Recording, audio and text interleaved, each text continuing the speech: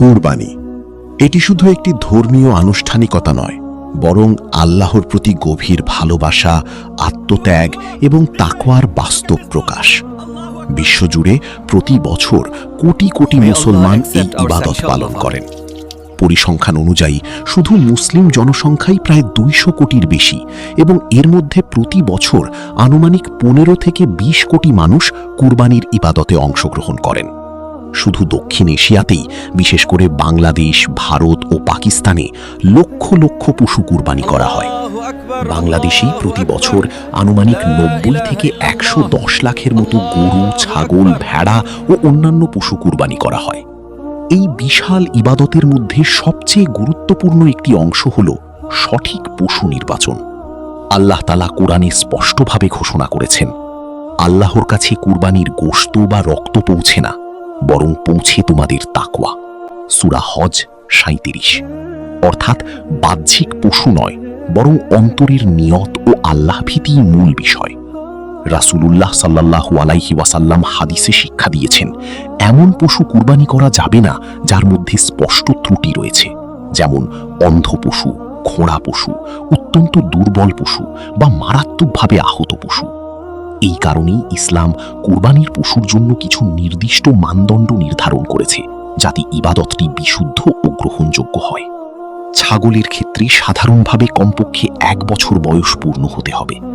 গরুর ক্ষেত্রে 2 বছর এবং উটের ক্ষেত্রে 5 বছর পূর্ণ হওয়া শর্ত। বাজারে যখন আপনি কুরবানির পশু কিনতে যান, তখন শুধু আকার বা চেহারা দেখে সিদ্ধান্ত নেওয়া উচিত নয়, বরং তার স্বাস্থ্য, আচরণ এবং শারীরিক অবস্থা গভীরভাবে পর্যবেক্ষণ করা জরুরি। একটু ভালো কুরবানির পশুর কিছু বৈশিষ্ট্য থাকে।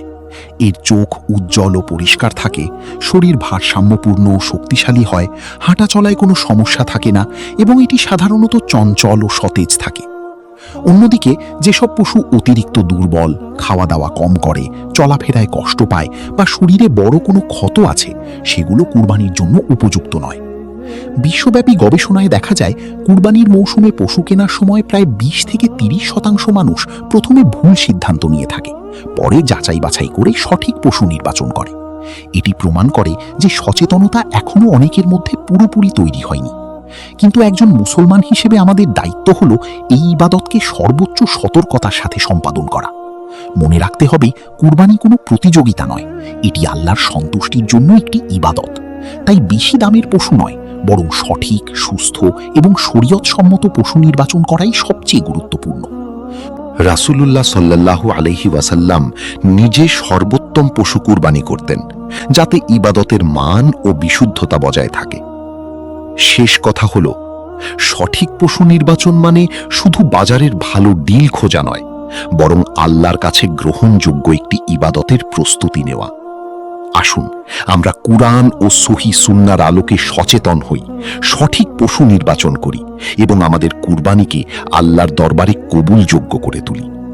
আল্লাহ আমাদের সবাইকে তৌফিক দান করুন। আমিন।